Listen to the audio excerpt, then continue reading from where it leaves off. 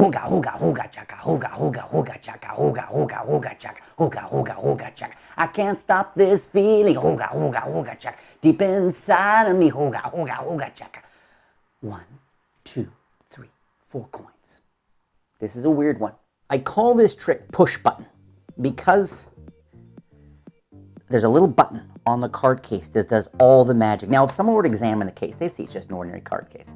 They'd see a little black dot there. They might think I made it with a Sharpie marker, but no, no, no.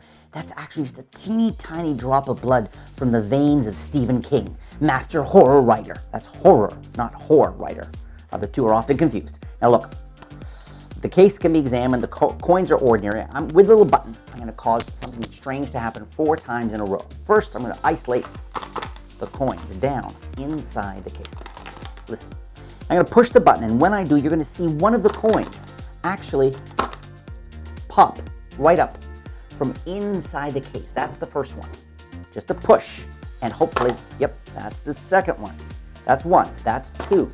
Watch the third one. It's so quick, I'm not even going to get near the case. I'm going to do this very slowly. Watch the third one. Just a push. So quick. Like that. So that's 3 have come out of the case. Now, I haven't been cheating. I want you to see. There still is the last one inside the case. No funny or fancy moves here, okay? And I've had 3 already come up.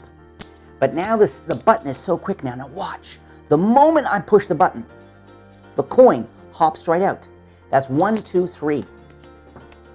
4 coins, all from inside the card case.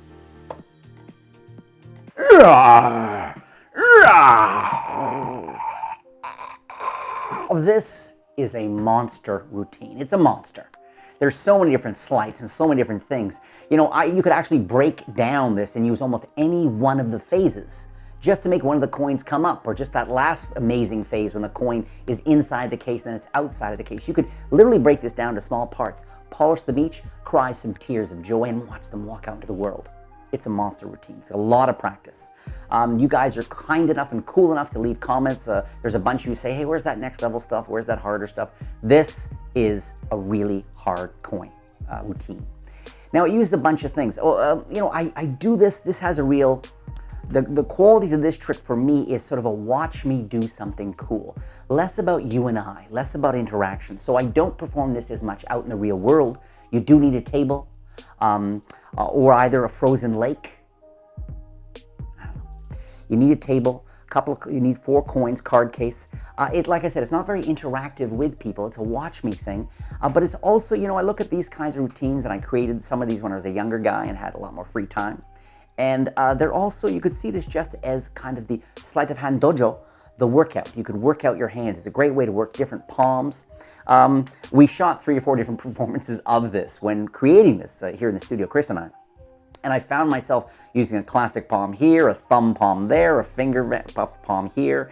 So even when I'm performing it live, I kind of flow, see what feels right for me. The moves. First, the last move, I want to give credit here, David Roth's pop-out move. A very cool move, very knacky, lots of practice. Very cool move. Very much a kind of a watch this sphere and you're going to see something impossible happen. So you have a David Roth's pop-out, which actually later inspired my move, a drop-out, I call it, which is a different kind of technique anyway. Then you've got Hen Ping Chen. You've got a version of Hen Ping Chen, which I've talked about a little bit here in the channel. And again, for any more drill down or more information on all this stuff, it's all in much greater detail on my InsideDeception.com training site. But you got Hen Ping Chen, but this time not coming from the hands, it's coming from beneath the card case, okay? And you've got a couple of simple vanishes and hold palms and holdbacks and stuff. And anyway, it is a monster routine. There's a lot to be learned from the pacing as well. Because with magic, each moment, it needs its due.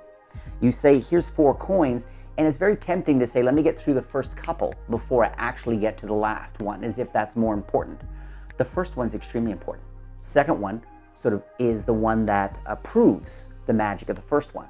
The third one has sort of a, I can do it anytime, anywhere, and the fourth, of course, has this very dramatic final coin structure to it. So really, you want to practice and pace it to give each magic moment its due. Having said all that, let's roll up our sleeves and spit up into the air and have the spit land on our foreheads to cool ourselves. So we actually need to be swallowing ice, spit upwards, have it fall down, maybe hum Purple Rain. You are going to want the flap of the case here. You're going to want to close these little flaps, or even tear them off if you want. But at some point, you're going to want to give this a bend, like this. Because what that bend is going to do is it's going to make the flap not lie flat. It's actually going to lie. You want the flap, I want to show you this here, so the exposed view here. You want the flap of this case to not lie flush, but actually tilted up and back. Because that's for the very last coin, okay? That's what you're going to want. So keep that in mind. At some point when you show the case, you have it examined, you take it back. Don't hesitate to take it, bend it, and give it a quick bend. No one's thinking, oh, he's getting ready for that last coin. Okay, that's not what they're doing. You close, so you have this here. Now the first phase, draw attention to the black dot, which is in fact made with a Sharpie marker. I show the 4 coins, and I apparently drop the 4 coins inside. People hear them, and I close the case. Now notice, people hear the coins inside the case, but the whole thing is a video and audio ruse. Okay, because what I've done is this. I've shown you 4 coins, and while shaking them around, of course, I'm trying to get one of the coins into a classic palm position. Okay, so you're here, say here's 4 coins, and don't worry if it takes you a couple of beats to make this happen. People are not thinking about you're getting, you know, you can take your time, show them here. I've got that all set now. Turn the case, turn the hands, give a shake, and now I have 1 in classic palm, the other 3 down around the fingertips.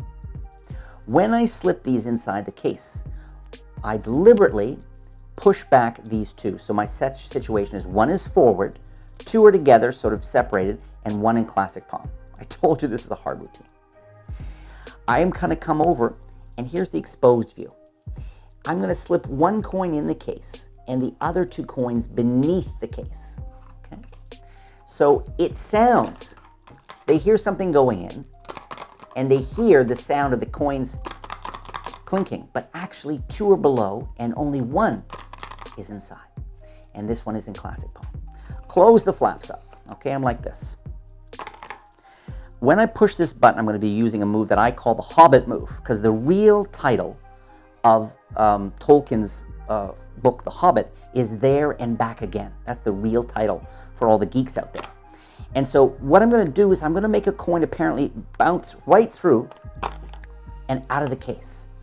And it's actually the hand that's catching the coin is where the coin was. Think of the psychology there, that the coin, the hand that catches the coin is the one where the coin was. So that's why I call it There and Back Again.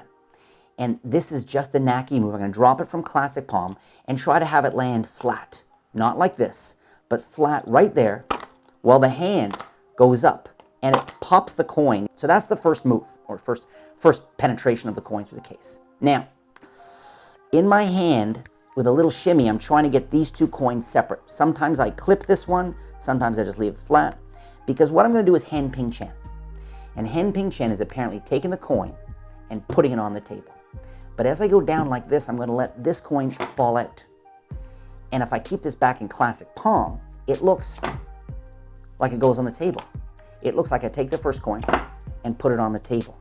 But that actually was that coin out from here, and I held this back. For the second coin, I'm going to do the same thing. I'm going to push here, I'm going to toss and let this coin fall and hop out like this. Okay, so push, pop, and I catch it. And again, I'm going to do the Hen Ping Chen where I show the coin, that's coin 2, and apparently put it on the table, but let's leave the second coin. So what's my situation now?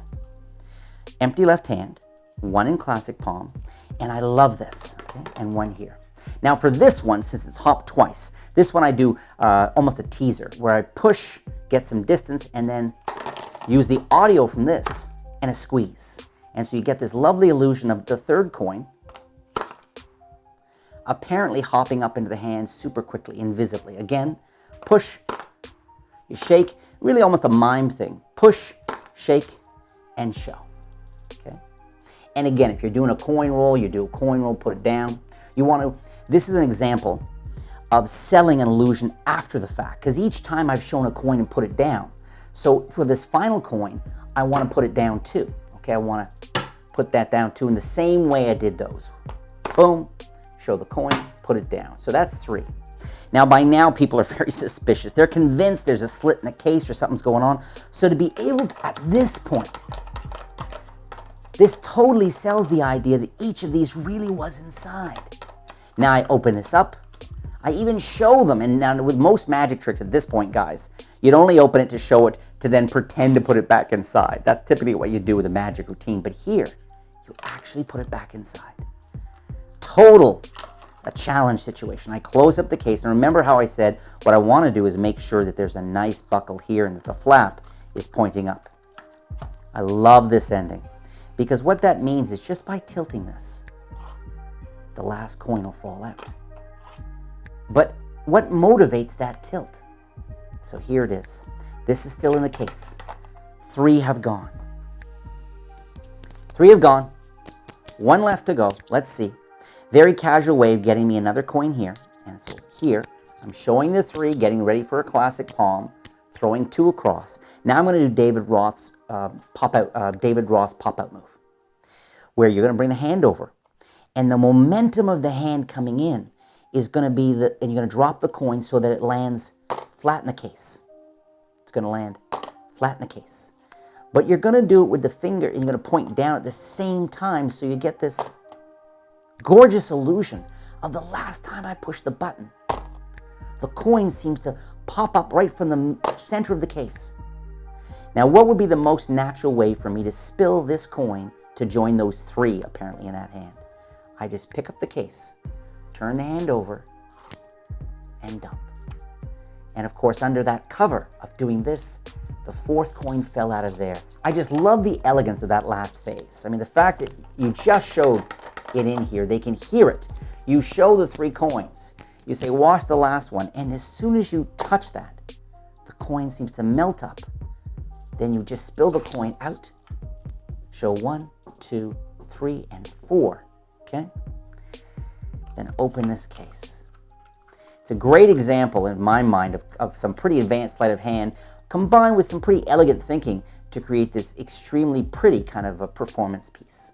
I encourage you to not kill yourself practicing that trick. By that I mean, if you're intermediate or if you're intermediate in coin magic, it's a great exercise, great way to practice.